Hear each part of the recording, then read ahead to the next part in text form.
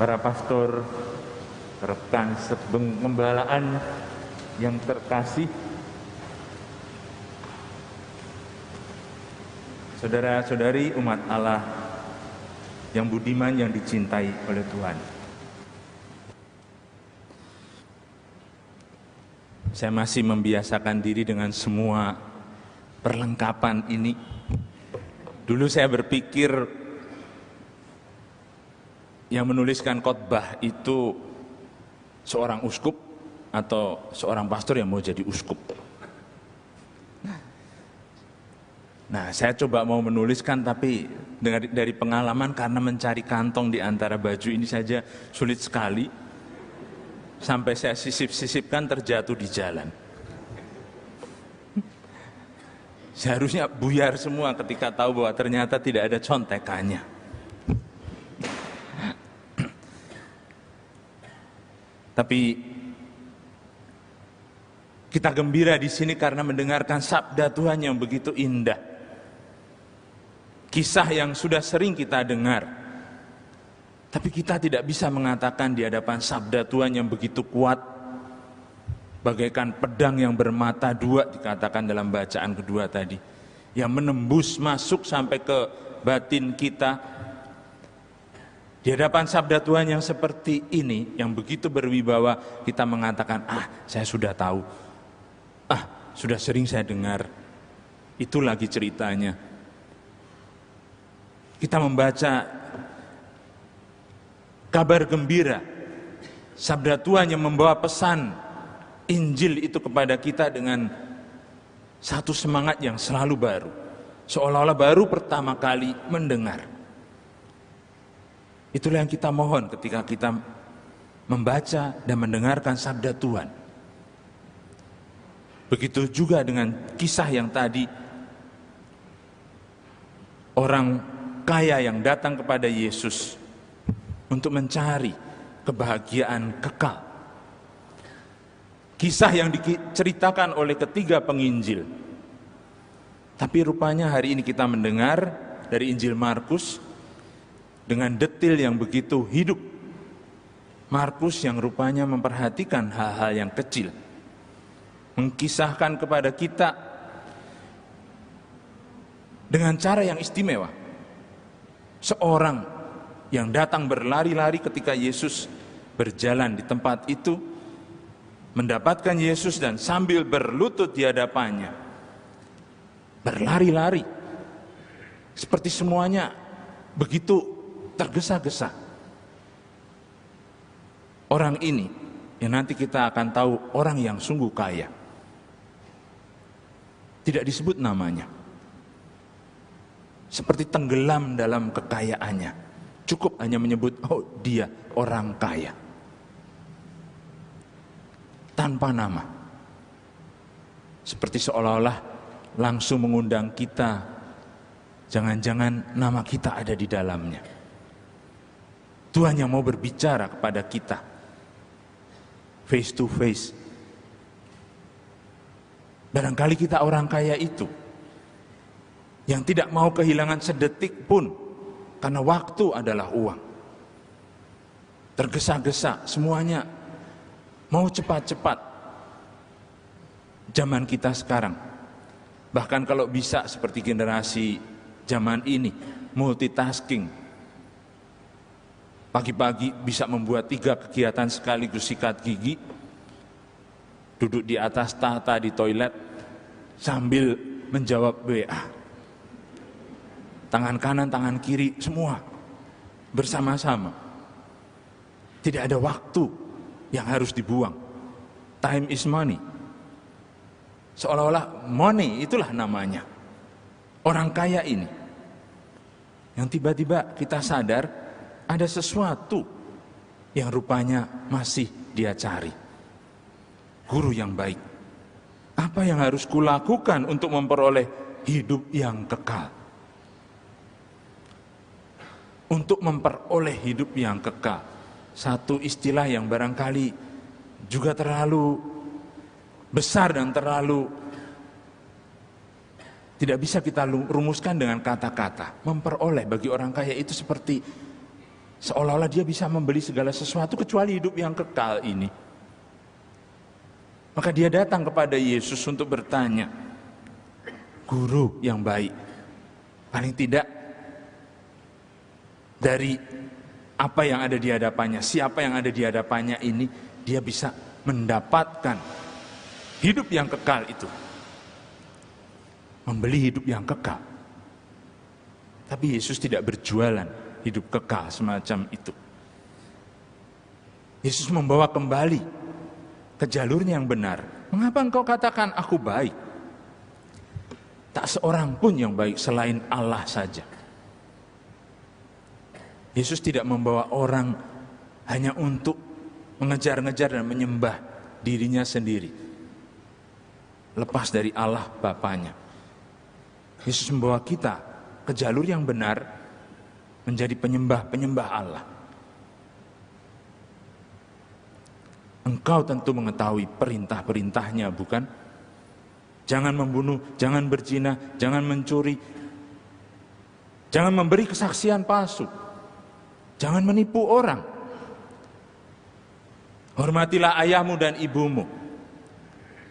Saudara-saudari kita yang kenal 10 perintah Allah, barangkali langsung tahu bahwa Markus rupanya menambahkan juga sesuatu di situ. Tidak ada dalam 10 perintah Allah, jangan menipu. Jangan menipu orang. Fraud. Korupsi kecil-kecilan, bohong, tidak jujur. Barangkali tidak ada dalam 10 perintah Allah, tapi itu sesuatu yang penting sehingga dimasukkan oleh penginjil Markus dalam kata-kata Yesus kepada orang kaya ini. Jangan menipu. Karena itu sama saja mengambil hak orang yang berhak atas kebenaran. Kata orang itu kepada Yesus, Guru, semuanya itu telah aku turuti sejak masa mudaku. Tetap saja bagi dia waktu adalah uang. Tidak dibiarkan bahkan satu pun masa hidupnya sia-sia dengan tidak mengikuti perintah Tuhan. Ini saudara-saudari, orang kaya yang sempurna. Kurang apa lagi coba?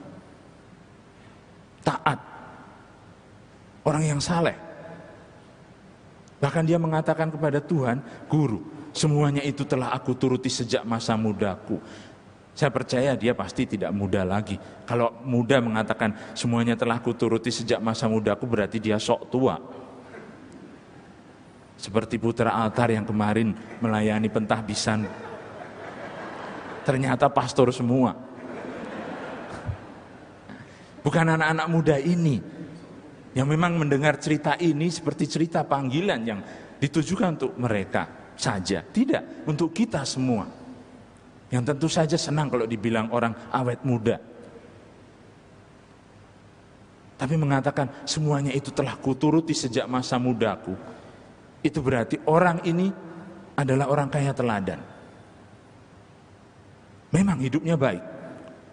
Karena itu sebenarnya pantas dia mendapat hidup kekal itu. Tapi dia masih merasa kosong. Datang kepada Yesus untuk bertanya, apa yang masih harus kulakukan untuk memperoleh hidup yang kekal? Masih tidak percaya. Seolah-olah jaminan hidup kekal itu harus dipunyai di tangan, dipegang seperti satu prestasi, satu gelar yang dipajang di kantornya atau di kamarnya yang pribadi. Bukan demikian. Yesus memandang dia. Inilah satu lagi detail yang dituliskan hanya oleh penginjil Markus. Yesus memandang dia. Memandang pada mata orang. Itu berkomunikasi. Lebih dari semua kata-kata yang bisa diungkapkan. Memandang dengan penuh kebapaan. Itulah yang membuat komunikasi batin sudah mulai terjadi. Yesus mencintai dia, mengasihi dia. Apalagi yang masih kurang dari orang ini? Ternyata yang kurang adalah ketenangan batinnya, kepercayaan pada Allah Bapanya. Karena dia tidak merasa, tidak bisa menjadi seperti anak yang sadar bahwa sebenarnya semuanya itu sudah disediakan di rumah.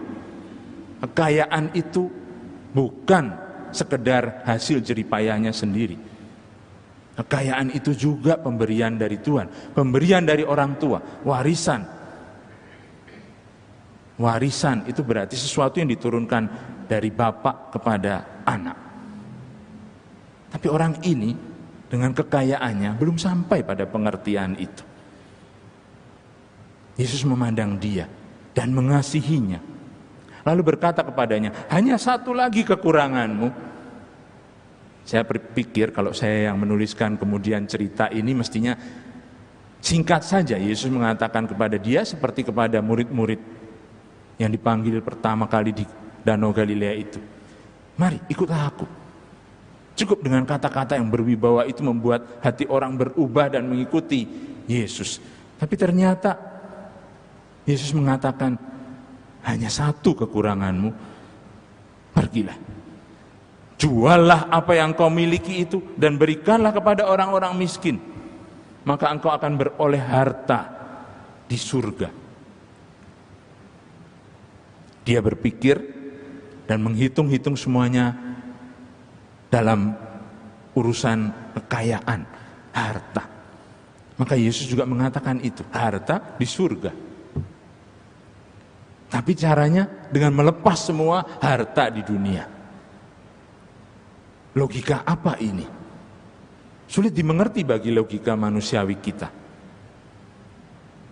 Bebaskan dirimu dari semuanya itu dan isilah dengan harta kekayaan surgawi supaya bisa mengerti apa artinya bahagia mengikuti Yesus.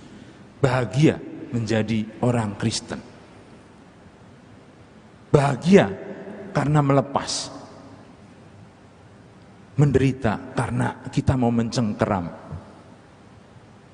Itulah. Dekat sekali dengan ajaran guru bijak orang-orang kuno dari Buddhisme sampai Konfusianisme. Bukan keinginan-keinginan untuk memiliki itu yang membuat kita bahagia. Bukan uang yang membuat kita nampak siapa kita ini. Bukan harta kekayaan itu. Tapi justru apa yang kita bagikan, apa yang kita berikan, apa yang kita lepas. Itulah yang membuat kita tampil sebagaimana kita ini dipanggil oleh Tuhan. Menjadi anak-anak Bapa. Menjadi Bapa bagi orang-orang yang menerima segala pemberian diri kita itu. Menjadi bapak bagi orang-orang miskin di sekitar kita. Menjadi bapak bagi orang-orang yang membutuhkan perhatian kita. Orang kaya ini kurang dalam konsep ini. Tidak dikatakan dia suaminya siapa, anaknya berapa. Tapi orang tidak bisa masuk ke dalam hidup kekal kalau dia tidak keluar dari hidupnya sendiri yang tertutup dan sempit, menjadi orang bagi orang lain. Masih bagaimanapun tidak bisa masuk ke akal, murid-murid tercengang mendengar semua yang dikatakan Yesus ini. Karena mengubrak-abrik semua pikiran kita, cita-cita kekayaan duniawi. Lebih tepat dikatakan kebahagiaan duniawi. Jika demikian, siapa yang bisa diselamatkan, kata murid-murid. Orang mau jadi kaya, jadi bahagia karena sukses, karena punya segala-galanya dan tidak kurang suatu apapun. Tapi bukan demikian logika kerajaan Allah, saudara-saudari. Yesus justru mengatakan kepada murid-muridnya, alangkah sukarnya orang yang banyak hartanya masuk dalam kerajaan Allah. Anak-anakku, diulang lagi. Yesus memandang murid-muridnya. Kata memandang itu diulang-ulang di Injil Markus. Yang artinya Yesus mau mengasihi kita, mencintai kita dengan memandang secara pribadi. Murid-murid yang masih ikut dalam logika duniawi itu, yang tidak bisa mengerti bahwa kebahagiaan tidak terletak dalam kesuksesan dunia ini. Anak-anakku, alangkah sukarnya masuk dalam kerajaan Allah. Lebih mudah seekor unta melewati lubang jarum daripada seorang kaya masuk dalam kerajaan Allah. Ini tetap akan menjadi pertanyaan bagi murid-murid. Akan menjadi pertanyaan bagi kita semua. Kalau begitu siapa yang akan diselamatkan? Ada satu kali ujian di SMP, tapi bukan di sini tentu saja, di Jakarta. Karena dulu saya pernah bekerja sebagai pastor rekan di paroki Santa Maria de Fatima di Toasebio, di Glodok sana, di kota, di mana dekat dengan sekolah Ricci. Dan di sana salah satu ujian harus dipilih dengan pilihan ganda untuk anak-anak. Lebih mudah seekor titik-titik-titik masuk dalam lubang jarum daripada orang kaya masuk dalam kerajaan Allah. Lalu pilihannya unta, sapi, anjing, dan nyamuk gitu. Anak-anak pilih nyamuk. Ya karena logis kan. Bagaimana? Mau dimasuk-masukkan anjing yang kecil saja tidak mungkin masuk. Anjing kami namanya sapi. Tidak bisa masuk. Meskipun hanya mau ditulis dengan kertas barangkali supaya namanya bisa masuk, nyamuk tetap lebih kecil. Logis juga anak-anak menulis dalam pilihan ganda, lebih mudah seekor nyamuk masuk dalam lubang jarum. Ini pun menjadi pertanyaan para ahli, apa sebenarnya yang dimaksud Yesus? Orang menerka-nerka apakah ada pintu gerbang di Yerusalem yang bentuknya seperti lubang jarum, sehingga ketika untanya orang kaya masuk ke sana, tidak bisa masuk karena orang kaya tentu saja datang dengan banyak harta, diletakkan di pinggir perut unta itu sampai akhirnya ketika mau masuk ke lubang pintu itu yang seperti lubang jarum, besar di atas, kecil di bawah, tidak muat. Maka harus diturunkan dulu barang-barangnya supaya untanya bisa lewat. Tapi saudara-saudari kita tahu di pintu gerbang semacam itu di pasar, di tempat masuk kota, banyak orang yang tidak berkehendak baik, banyak pencuri, pencopet, perampok. Maka orang kaya itu tidak akan membiarkan hartanya diambil orang. Ya, dia akan menunggui hartanya, untanya disuruh masuk dulu. Maka benar, lebih mudah seekor unta masuk melalui lubang jarum seperti itu daripada orang kaya karena dia menunggu hartanya di luar pintu. Lalu bagaimana masuk? Atau karena unta itu dalam bahasa Arab jemal, camel gitu kan, artinya sebetulnya juga tali kapal.